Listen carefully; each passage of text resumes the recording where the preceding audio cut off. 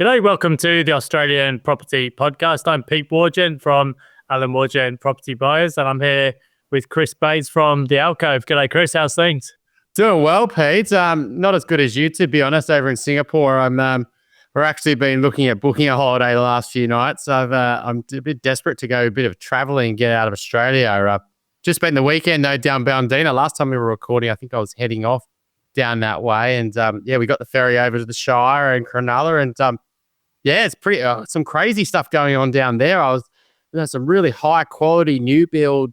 Not that you buy these, but around the train station there, around the water, and a little bit of a building boom going on. But been well, Pete. It's very early in the year, right? So we're all excited for what's to come, and we have seen a little bit of an increase. I mean, a lot of brokers have been talking up how busy they are and all that sort of stuff with the potential rate cuts. I don't know whether that's true, to be honest. I think that there's absolutely a little bit of expectation that rate cuts are coming, and we've seen a little bit more urgency from clients, and particularly on the higher end as well, which we haven't seen before, but for a while. But anyway, that's what's update here on our end, Pete. I'm always a bit taken aback, when I go down to not just the Shire, but particularly if you go down to the south coast of New South Wales, because I used to holiday down there way back, back in the late 90s and early 2000s, when it was basically a cheap place to go. And then it kind of over time, it got discovered by Chinese tourism, and then more sort of recently, it was that sort of race for space through COVID. And when I see the prices that people pay now, some of those new apartments, like you mentioned, with water views down at places like Kiama, it's absolutely mind-boggling the difference from 20, 25 years ago. So it's a beautiful part of the country and very popular now.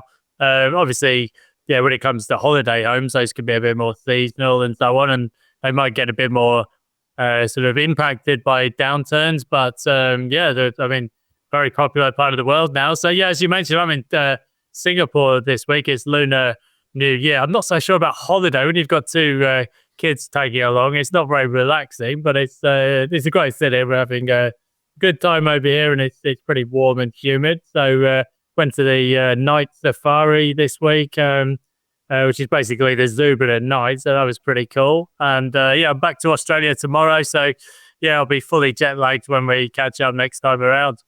Yeah, it's always the holidays with kids, the reality versus those Instagram stories. This is what you think it's going to be like, and then the reality is behind the scenes of what the holiday is like with kids. So shout out to all the parents who travel with kids. You know what I'm talking about. And if you haven't got kids, then enjoy those holidays, because that's the last ones you're ever going to have. But the Shire, and shout out to the Shire, to be honest. I mean, and Cronulla, I mean, what a great place to live around that Cronulla train station there. You've got beautiful beaches, you've got walks, you've got the train station there to easily get to the city. I was really impressed, to be honest, of a place to, if you were downsizing, what a great place to live, right? And even for young families around there. So, a lot's changed. I remember going there about 4, 5, maybe 6 years ago, and having dinner. How much it's changed over that period is mind-boggling, to be honest. So, let's crack on with these stories, Pete. I mean, it's obviously expectations around rates are, getting more and more positive. That it's only really probably less than 2 weeks away now. What are you saying? Yeah, well, it's funny you mentioned with the Shire. I used to live down in Sutherland Shire back in the late 90s. I'm not sure I'd fancy that commute 5 days a week. I think the trains are pretty slow in Australia, and the drive is it's a bit of a shit fight, to be honest. But on the other hand, a lot of people aren't in the office now 5 days a week. So if you only have to pop in once a fortnight or a couple of days, it's not so bad. So I think I saw SQM research this week just put out their listings numbers for the early parts of the year. And of course, I mean, January is not a great time to get a full read on things, but listings were maybe about 10% higher than they were this time a year ago, particularly higher in Sydney and Melbourne. So I think as you've often pointed out on this podcast, a bit of context is relevant here, because if you went back to, let's say, 2012 or something like that, listings were way, way higher back then, and they've been falling more or less relentlessly for a decade up until the COVID period. So I think we'll probably see more listings as we go into February, which is probably a more realistic read on where things are at. But it looks like a few more people bringing properties to market. And it looks like February might be quite an interesting kickoff to the year. Just on the sentiment side of things, yeah, we're getting plenty of inquiry. I wouldn't say it's hectic or anything like that, but I think some of the fear has gone out of the market now for interest rates. I think people are generally seeing that mortgage rates over the next year or 18 months will most likely be a bit lower than they are now, and they certainly won't be higher unless something dramatically changes. So I think it's just allowing people to make plans with a little bit more certainty. Now they can see that maybe the hiking cycle is now finished. Yeah, I think that's right, Pete. I do think the listing things, that the story just keeps popping up week after week, right? And such a big impact on the market is how much supply is on and how much is coming on and what's actually coming on and where it's coming on. And so it's something you've always got to be watching.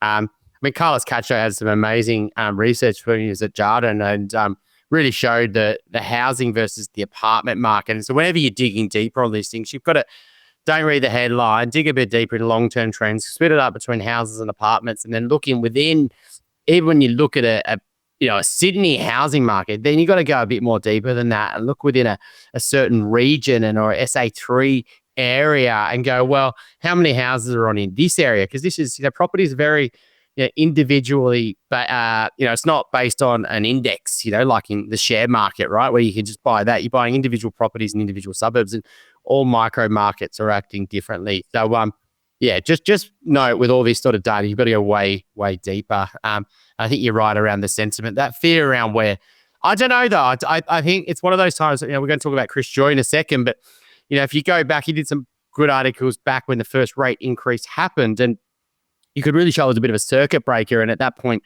when rates did start going up, you could see that the market really turned over from a top level and like an index level of the property market. Not that's what we got, but I do think it could be the opposite here, where particularly because we've jumped at shadows a few times around rate cuts are coming, they're going to be here in a few months, and now till this actually happens in a couple of weeks, I think that's when you'll find a lot more people want to react once that first one actually happens. Well, yeah. So, let's get into the three main news stories of the week then. Just before we do, I just wanted to you sort of did a couple of call-outs. Just anyone who's been struggling with some of the weather in Townsville and far north Queensland. We've been through this enough times in Brisbane over the years. It's always difficult, especially if you're interstate and you've got a property out there. So, hang in there, everybody, if you've been struggling against the elements over the past week or two. So, let's, you mentioned the first news story this week then, Chris. So, AFR piece from Chris Joye, housing markets welcome interest rate cuts. So, I think Chris just steps through in the article there. It's paywalled, but we'll run through the main elements of the story for you. So, it looks like, the requirements for an interest rate cut have probably been met. If you look at previous Reserve Bank rhetoric and the December quarter inflation figures, where particularly the core inflation figures were 0.5%. I think the RBA had previously expected something nearer to 0.7. So I guess the general vibe here is that if we've met the threshold for easier monetary policy, a bit of modelling that Kieran Davies did in Chris's team suggests that real housing prices, if interest rates were to fall 100 basis points, then real housing prices would be lifted by around about 8% over a few years. And that is sort of plus inflation, if you like. So in nominal terms, potentially a bit higher than that. I think sort of mirroring what Chris and the team at Coolabah have found. KPMG put out their housing price forecast for 2025 and 2026. And I guess you've often talked in the past about the potential limitations of some of these forecasts and predictions. But if you look at KPMG, they're expecting pretty solid house price and unit price gains, well, in every capital city in 2025 and 2026, potentially actually accelerating in Sydney, Melbourne, Brisbane. Actually, looking at pretty much everywhere except for Canberra. So I think, there's nobody out there really sort of forecasting big drops out of the big forecasters anymore. Whereas I think if you went back when interest rates were going up, there was some pretty calamitous expectations. So, maybe just sentiment balancing out a little bit. And you talked about supply. Well, Yeah, I think if you look at the building approvals figures for last month, they were up at around about 15,000. So I think we're through the lows when it comes to the supply, but we're still absolutely nowhere near the sort of 20,000 a month level that the government would like to see. Yeah, look, I mean, Chris's Joye has been one of the best forecasters on the resi property market for a long, long time. I would say that he's probably been a bit quiet over the last few years. He made some pretty big forecasts, which, on the basis, when we're at very low interest rates and we increase interest rates pretty much 4%, you would have thought that the market would have been anywhere near as resilient as it was. So everyone was surprised by that. And I even though I haven't heard Chris say that, which he might have, but I don't think I've seen him say it. But he would probably been surprised about the resilience. And I don't think the market fell anywhere near as much as he would have thought it at. I mean, I think there was a time when he said when interest rates go up 1 or 2%, market's going to fall 15%, and rates went up 4% and didn't even fall that. So, but I mean, yeah, it makes sense, right? So as you cut interest rates, people get more borrowing capacity, people get more confident, and they also want to get ahead of it. And there's a bit of FOMO kicking in. So that's absolutely going to create more demand. And particularly, I think, while intergenerational wealth really helped people over the last couple of years, does that story also continue when prices of properties have stayed high, borrowing capacity is still tight? While you might think the rates are going to get cut over the next 2 years, and that's likely to happen, it doesn't mean the bank can lend on what these future rate cuts are until they've happened, unless APRA steps in and also cuts the buffer. And so lending is still going to be ridiculously tight for some time, unless the banks come up with some better, some more innovation around longer term loans, or they don't have to include HEX for first time buyers. I think lending is going to be tight. And so if prices start running, there's always going to be an affordability handbrake on the market, because people can't basically keep borrowing. They're going to borrow their max. And then, so is intergenerational wealth going to really consistently stay in the market? Because we never saw it prior to, all these rate increases and lending getting really tight. I mean, we never saw it on this level. We definitely saw bank of mum and dad. We definitely saw help for deposit, but we never saw it on the amounts that we saw over the last 2 years. And so I wonder if that's going to continue, which there's that much wealth in the property market, so it can. Is that going to continue as prices of properties go up? And is that going to be, together with rate cuts, together with more borrowing capacity, those two things combined, really pushing up prices over the next few years? But I think we're going to see how Chris Joye, if he starts doing a bit more commentary on the property market, because I've missed it, Chris. He said it's actually quite topical at the moment. I saw Ross Gittins did a piece in the Fairfax media this week talking about whether economists should focus a bit less on the mathematics and econometrics and a bit more on some of the other aspects of the profession. I mean, I think the reality is there's a place for both, isn't there? You need to have a strong grasp on statistics, but also narratives. On a related point, I'm currently reading, I can't quite reach it from here, or maybe I'll grab it when you're talking, a book that I'm reading called The Trading Game by Gary Stevenson. It's like a warts and all expose on life as a trader at Citibank around about 2007, 8, 9 and beyond. And I mean, I guess if you follow on YouTube now, Gary's Economics, a lot of what he focuses on these days is inequality, because he came from working class background in Ilford, in Essex, and he sort of saw the enormous bonuses that people were earning in the city, even as the world turned to custard. And he's been quite vociferous in recent weeks, saying that he thinks the housing prices will most likely double over the next 5 or 6 years, because the just sheer amount of intergenerational wealth that's being passed down, the rich are getting richer, poorer getting poorer.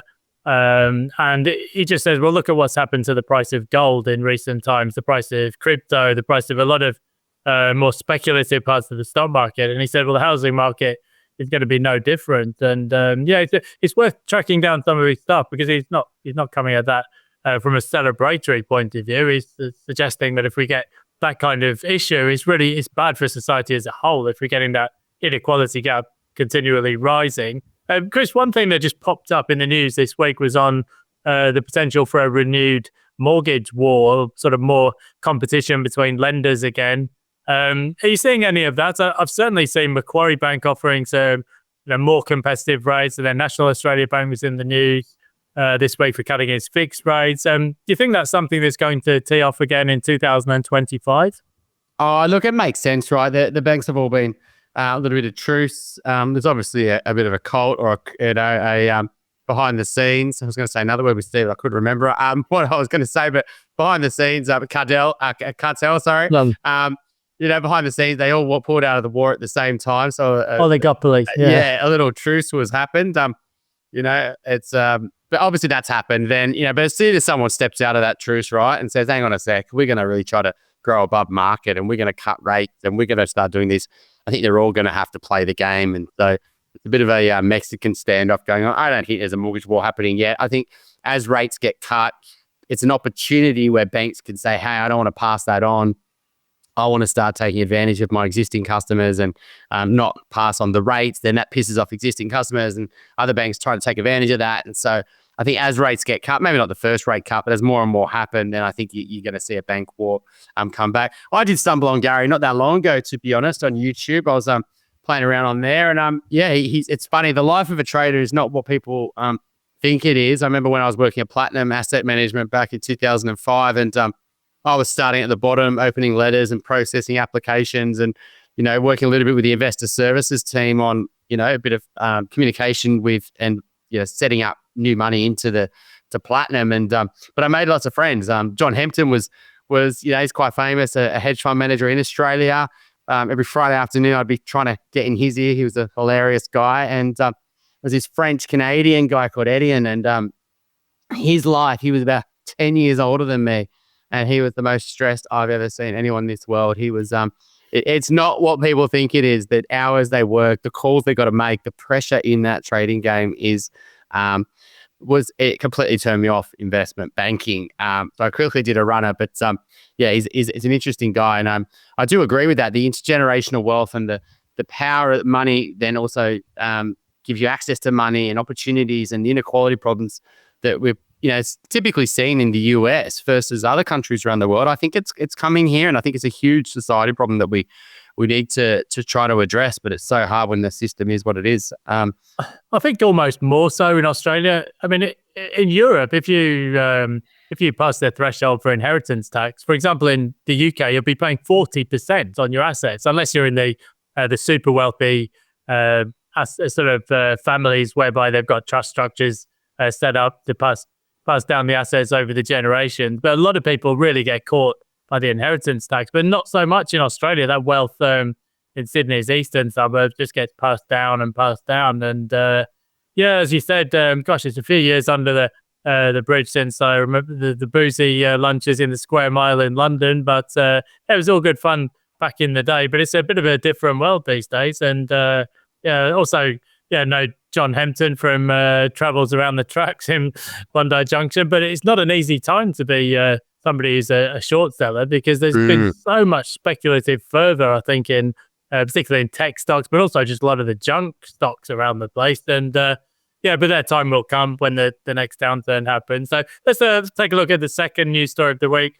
Peter Dutton proposes a ban on foreign buyers. So that election date is creeping ever closer. I think there's certainly been some evidence of Chinese investment in Australia picking up again. So I think it'll be a relatively popular move. I mean, I don't want to get into trouble, but I've certainly heard some anecdotes anyway of people send me all sorts of stuff, and you never know what's true and what isn't. But sort of Chinese funds finding their way back into established real estate in Australia. That was a huge issue in the previous cycle, and maybe it's just starting to pick up again as the Chinese real estate market struggles. I think the way things stand, I think international students, other people on temporary visas, there's a lot of pathways there for capital to find its way in to the established market in real estate. Of course, foreign buyers can buy new in Australia, but I think what Dutton, as the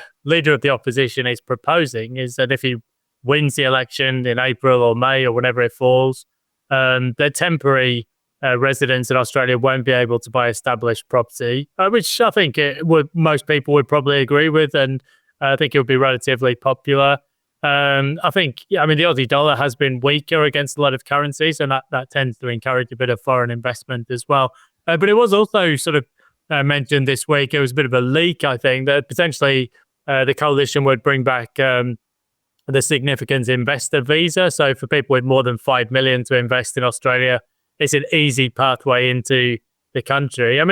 It's not always a very popular thing, that one, but if you can attract the world's sort of successful and wealthy people, then why not? I guess it was very popular previously with Chinese investors. I think there's some talk of real estate agents facing new money laundering rules, but I think it'd be interesting to see. At least if you take the bookies' odds at face value, the coalition are now strong favourites to win the next election, which you never would have thought a year ago. So, difficult time, I think, to be in government. Look, I think this is one of the classic politicians doing the don't look over here, there's no problems here, this is the problem, which is the foreign investors in the marketplace. I think their impact, similar to my rant last week around Airbnb, is quite minor. There's obviously some areas where you'll find that there's a little bit more money coming in, pushing out, Australians, for example, in the marketplace. But I think it's a bit of a sideshow there. They are trying to do something to say, we're slowing down housing demand, but on the other side of the coin, they're going to increase housing demand with access to super and other policies. And so I think that this story always consistently comes in and out of the marketplace, but the real impact, when the market's worth $11 trillion, I don't know whether the foreign investment money is a huge manipulator to prices. I think there's an attack. Well, the whole money laundering into property makes so much sense, right? Not that I've watched a bit of Ozark, so I sort of get that idea. But, there is a bit of some new anti-money laundering rules that they're bringing in for real estate agents and saying, hey, can you sort of help us out with this? Which is a real passive, responsibility, I feel. It's kind of almost a lot on real estate agents, I feel. I think that's, it's pretty dangerous, sometimes the things that they're putting on different professions. I do think that they're concerned around that. But I think this is just one of the classic things where we want to blame certain parts of the market, and whether that was international students, whether that's Airbnb, foreign investment, I think it just lets the government off easily without focusing on the big challenges some big changes they have to make to change the trajectory of the property market. Yeah, potentially. I think the thing with real estate is that prices are set at the margin, and in certain pockets of the market, there's certainly some suburbs of Sydney and Melbourne, and actually Brisbane these days, where you can see the impact of foreign capital much more so. But maybe, as you said, you have to get a bit more granular than that, and so some other parts of the market not so much. And you're right. The superannuation lobby not happy at the prospect of the coalition's proposed policy to allow access to superannuation for first home buyers. But it's you got to choose your poison a bit, because I think the government has been proposing taxing unrealized gains in superannuation, which is not popular either. So there's a few different sort of policies being thrown around in advance of the election. But it'd be interesting to see how that one plays through, because there's not many governments that have been staying in. They all seem to be getting turfed out at the moment. And it looks like Canada next cab off the rank. And Australia, well, we're not far away now, are we? It's only 2 or 3 months and we'll be in full election mode. And another late night watching the results come in. So third and final story for this week. So Niall Sweeney, also in the Fin Review, actually, second win for the regional exodus ? So I think it's true that affordability is still a challenge in the big city. I think particularly so in Sydney. Melbourne prices have maybe come off a little bit, but some families are still for sure choosing to go regional for more affordable entry points for family appropriate housing.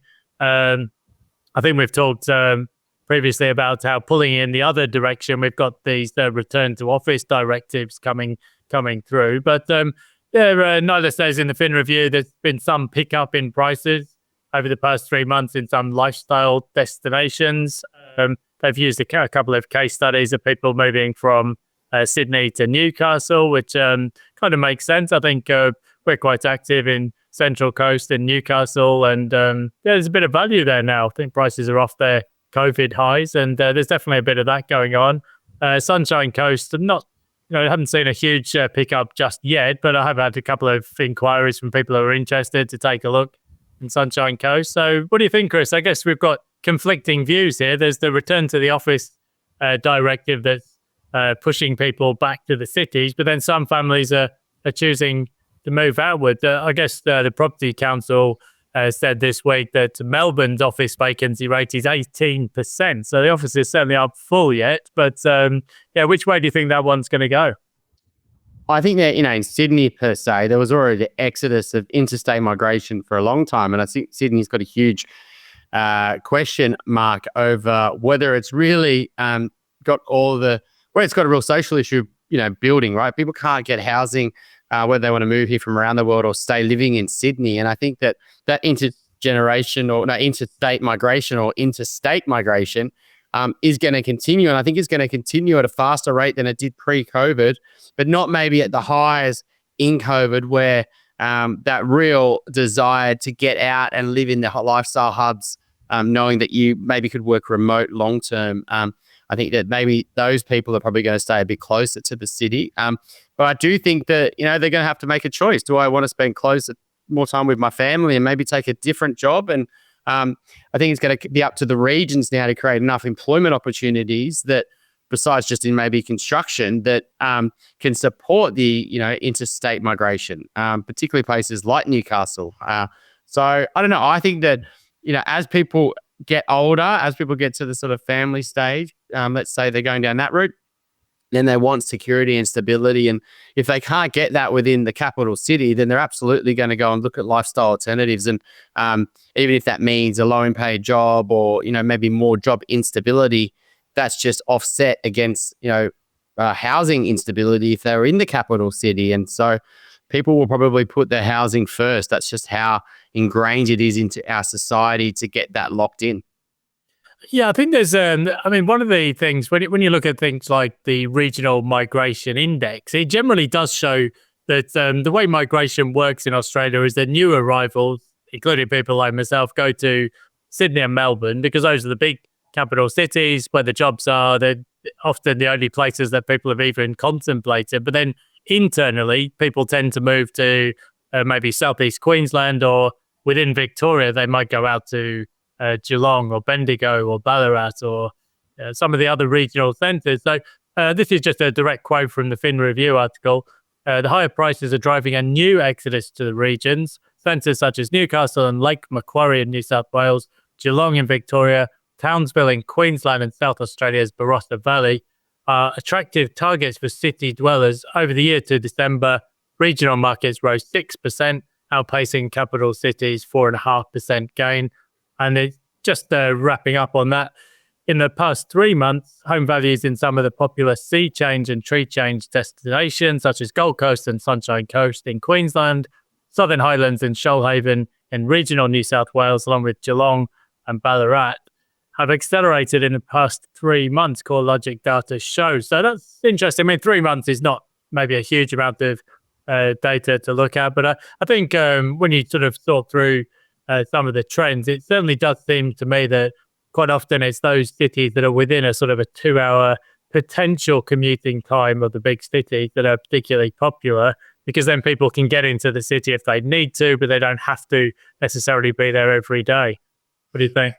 Yeah, I think the interesting thing I've been noticing as well, there's been a bunch of things happening around property summits and stuff in Sydney. And so, SMH's done a number of articles on that. And there's a more appetite for higher density, which, and they've shown that through some surveys that there's a higher likelihood that people are more supportive of it, right? So this NIMBYism of not in my backyard and we can't build anything is starting to shift. So that societal problem is, leading to people being more open to it.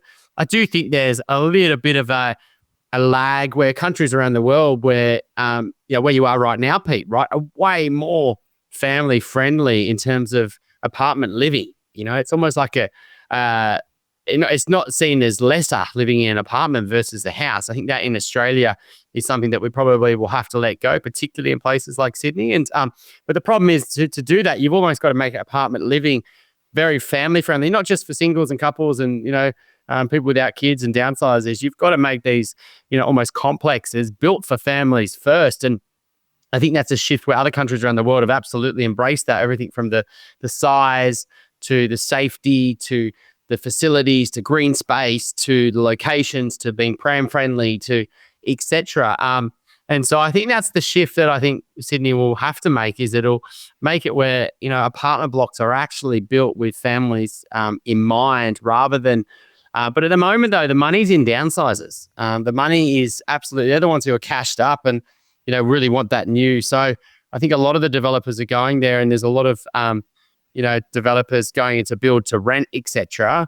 I'm just hoping we start to see developers move into where I think the biggest problem and opportunity is building these family-friendly, family-focused apartments. What do you think, Pete? I mean, look, key law of economics, every shortage is followed by a glut. I think there'll be a huge push to allow more higher density building over the next 2 or 3 years, simply because vacancy rates are so low.